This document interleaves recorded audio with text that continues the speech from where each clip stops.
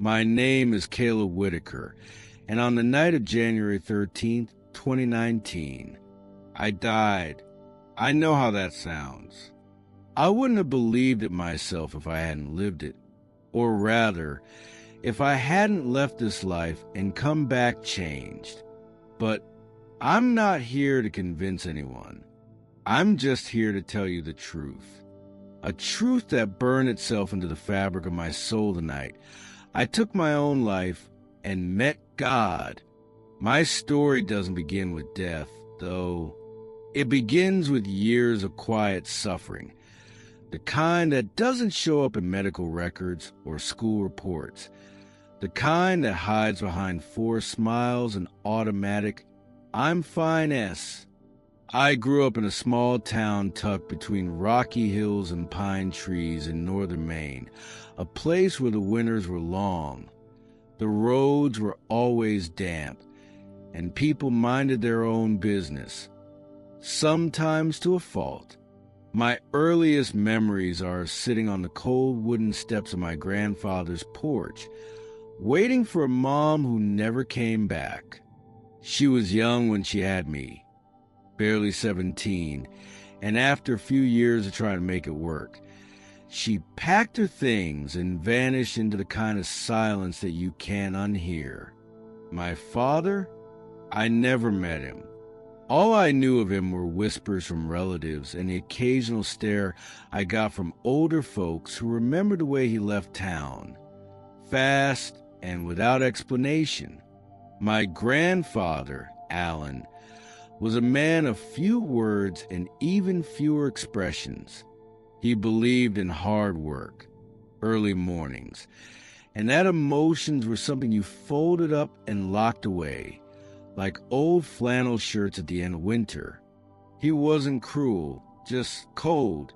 I don't remember ever being hugged by him, not once.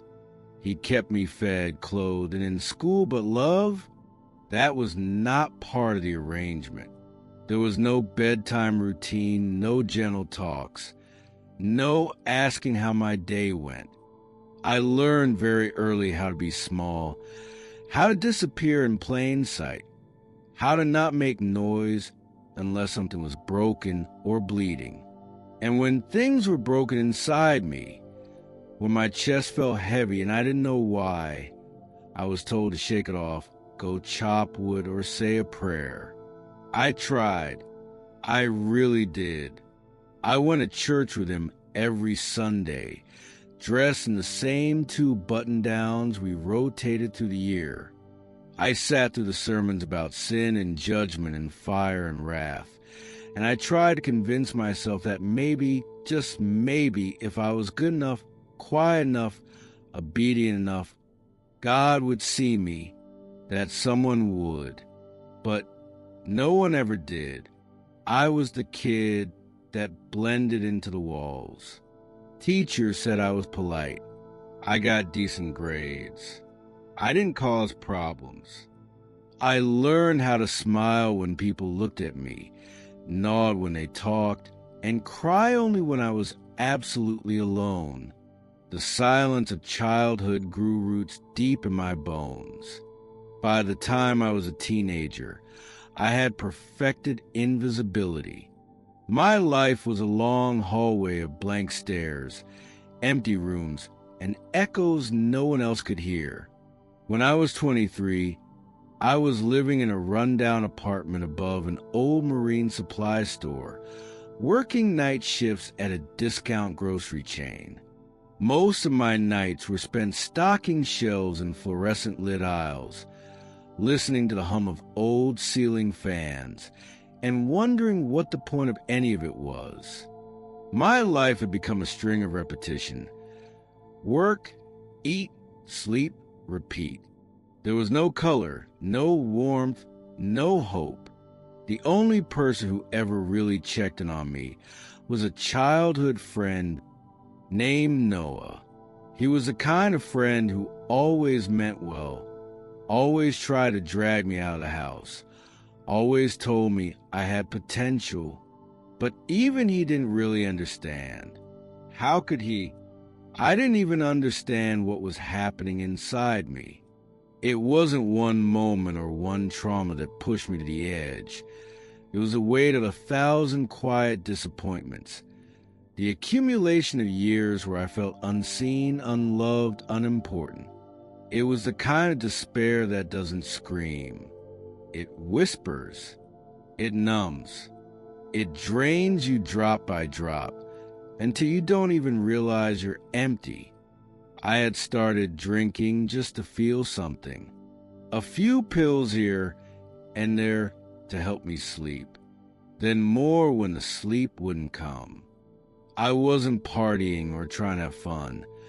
I was just trying to make it through the nights without collapsing under the weight of it all. The voices in my head weren't loud, but they were constant. You're broken. You're alone. No one would even notice if you disappeared. They weren't voices I imagined. They were feelings. Heavy, paralyzing feelings that wrapped around my chest like chains. And on January 13th, 2019, those chains finally pulled me under. That night, I got into Noah's car after another shift. He had shown up unannounced, said he was worried about me, said I looked like a ghost. I brushed him off, told him I was just tired, that I'd be fine. We argued, not loudly, but enough. He wanted me to talk, to open up. I couldn't. I didn't know how. And somewhere along that rainy drive back to my apartment, I decided I was done. Not out of spite, not out of rage, just resignation. The quiet kind that sinks in like fog. I don't remember deciding to open the door. I just remember doing it.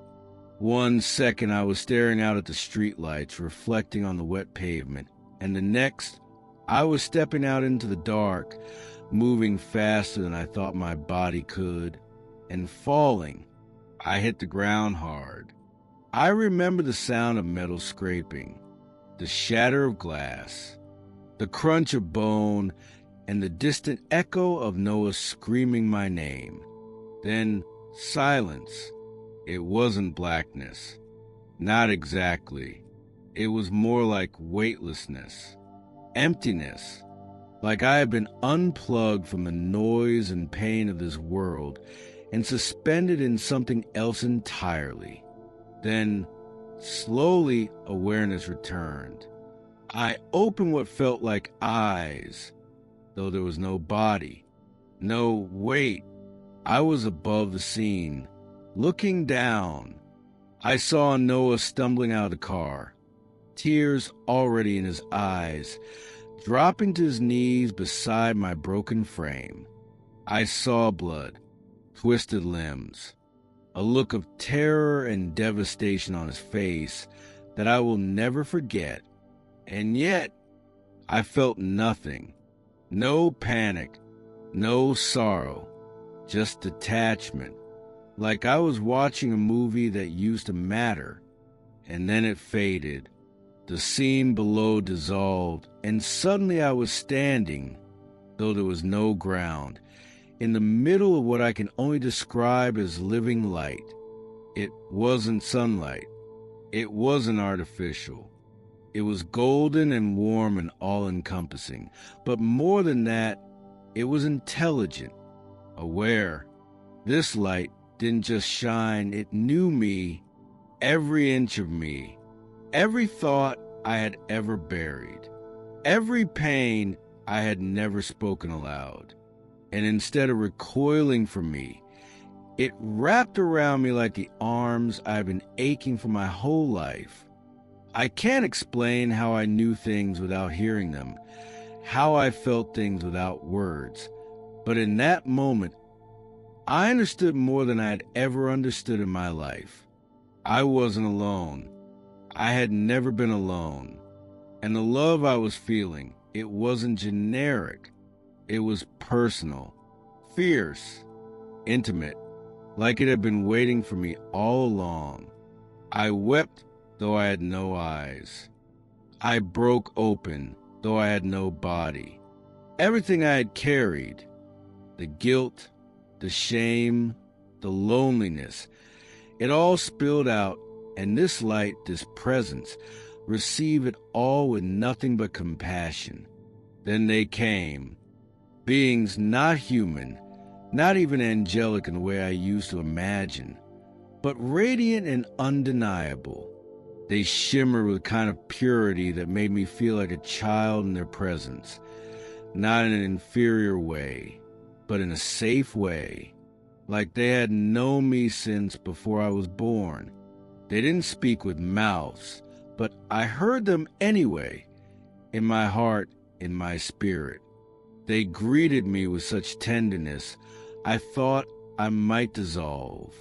One of them, larger than the others, came forward and wrapped me in what felt like memory and comfort and home all at once. "You are safe," the being said without speaking. "Let us show you who you are." What came next is impossible to describe without falling short. I was shown my life, but not like a slideshow. It was a full, panoramic reliving of every moment, every decision, every interaction. I felt what others felt around me. I saw the effects of things I had long forgotten. I watched myself as a baby, reaching out for arms that never held me. I watched my teenage self sit alone in cafeteria corners, believing lies that no one challenged. I saw the hurt in Noah's eyes the night he tried to help me, and how deeply he had cared. But I also saw the good, things I had dismissed, times I unknowingly gave hope to someone else, times I listened, smiled, stayed quiet at the right moment. And through it all, I felt no condemnation, only understanding, only love. And then came the question I didn't want to ask, but couldn't hold back any longer. Did I ruin everything? Did I throw away my soul? The answer came instantly, and it wasn't a sentence. It was a flood of mercy. I was shown others like me, souls who had ended their own lives, not out of hatred or evil, but out of deep, unresolved pain. I saw them in places of healing, not fire and punishment, but gardens and sanctuaries. They were learning, resting, being restored, not condemned, not discarded. And then came the most profound truth of all. God does not abandon the wounded. He seeks them. He holds them. He heals them. I wish I could explain what it felt like to be surrounded by that kind of love. Love that didn't need an explanation, that wasn't earned, that didn't recoil at my brokenness. It was like every place inside me that had gone cold and numb was being brought back to life. I saw now that I hadn't been abandoned by God. I had been held the entire time, even in silence. Even when I thought he was nowhere to be found, he had been whispering through Noah's visits, through the stranger's kindness at the grocery store, through the way the stars still showed up for me each night. But I had been too buried in my pain to see it. And that's when it happened. When everything around me grew still and quiet again, and I felt that presence, the one I now knew to be God, draw near. He didn't appear in some dramatic blaze of glory. He didn't speak in thunder. He came like a breath, like a thought that somehow held the weight of 1,000 lifetimes. His voice wasn't heard. It was known, and what he said wasn't a command. It was a question, soft, patient, loving. Do you want to stay or do you want to return? At first, I didn't understand. Return to what? To the pain? To the cold apartment? The empty stairs? the heaviness that had become my shadow. I felt my soul tighten with dread at the idea. I had finally found peace. Why would I ever go back? But before I could respond, I was shown something, not with my eyes, but with my heart. I was given a glimpse of what could be. I saw myself years later, standing in front of a room full of teenagers, kids who were hurting, lost, desperate. I saw myself sharing this story, not to impress, but to comfort, to tell them what I wish someone had told me, that they weren't alone, that they mattered. I saw myself sitting across from a young man in a hoodie, listening without judgment, holding space for him in the same way those beings had held space for me. I saw myself writing again, not dark poetry scribbled in the margins of notebooks, but words that carried hope, that lit candles in the minds of people walking through their own valleys. I saw a version of my life that was not free from pain, but filled with purpose. And in that moment, I realized something that shattered everything I believed about suffering. Pain is not proof that God is absent. Sometimes, pain is the place where He does His deepest work, where He meets us in the ashes and begins to build something new. I wasn't being sent back to be punished. I was being invited to live for the first time, so I said yes, not because I was brave, not because I felt ready, but because for the first time in my life, I believed I was loved, and that belief changed everything. The moment I made the decision, the golden light began to recede, not in a way that felt like it was being taken from me, but like it was being planted in me, like it was becoming a part of me. I could feel myself being pulled downward like a feather caught in gravity. The warmth faded, the light dimmed, and then everything went dark. The first thing I remember when I came back was the sound of a heart monitor, beeping, steady. I opened my eyes to the sterile white ceiling of a hospital room, the smell of antiseptic burning in my nose. My whole body ached. My legs were in traction. There was a tube down my throat, machines hooked up to both arms. Everything hurt, but the strangest part was I didn't care. I was alive. Noah was there. He had fallen asleep in the chair next to my bed, his face puffy and red from crying. When he woke up and saw me blinking, he broke down all over again. The first words I croaked out of my swollen, dry throat were, "I saw him. I saw God." He didn't understand. Not then, but he held my hand and I held his back, and for the first time, I let myself be loved without suspicion. The next few months were a whirlwind of surgeries, physical therapy, and slow, painful healing.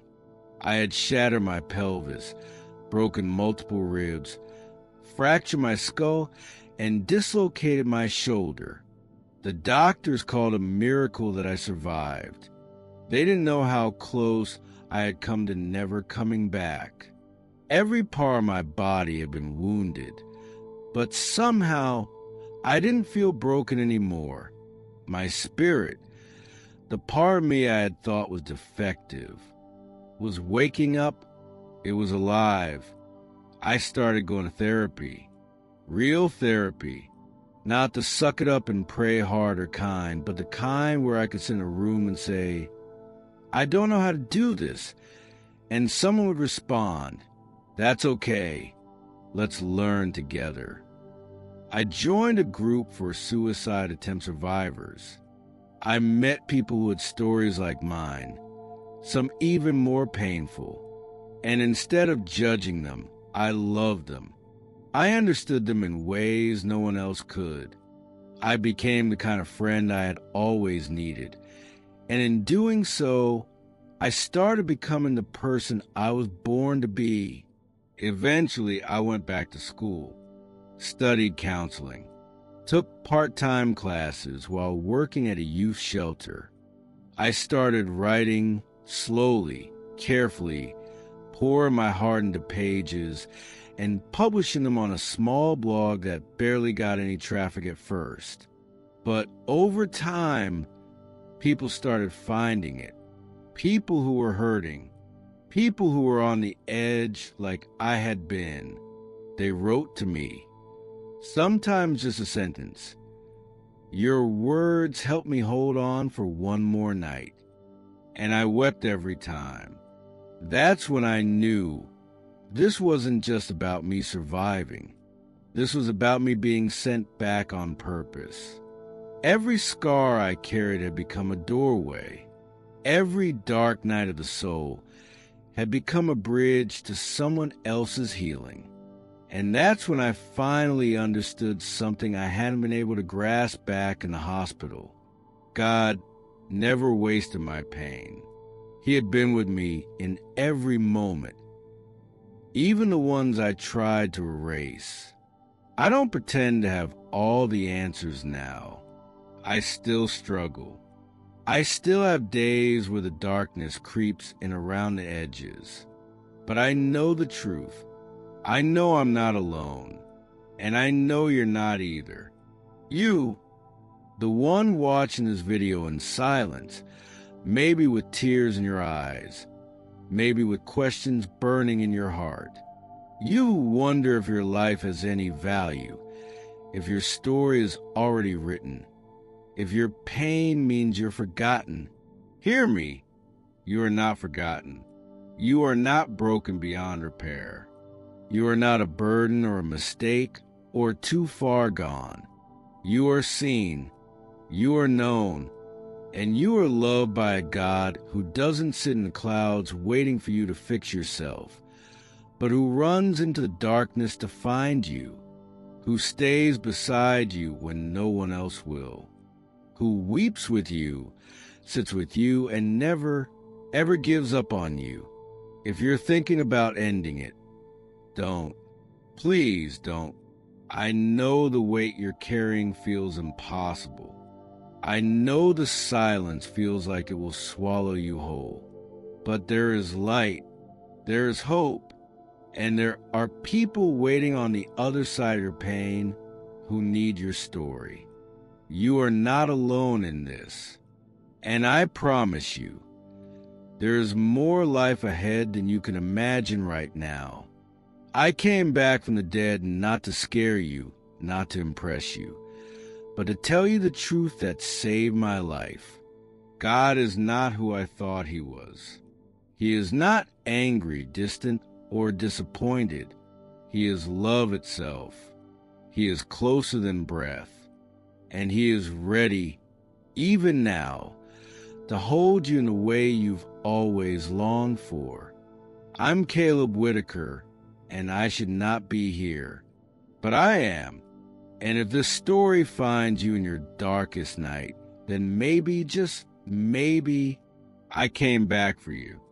If this story touched you in any way, if it helped you, moved you, or reminded you that you matter, please consider subscribing to the channel, sharing this video, or leaving a comment below. You never know who else might need to hear it. Your words could be the light in someone else's darkest moment. You are not alone, and your story is not over. God bless you.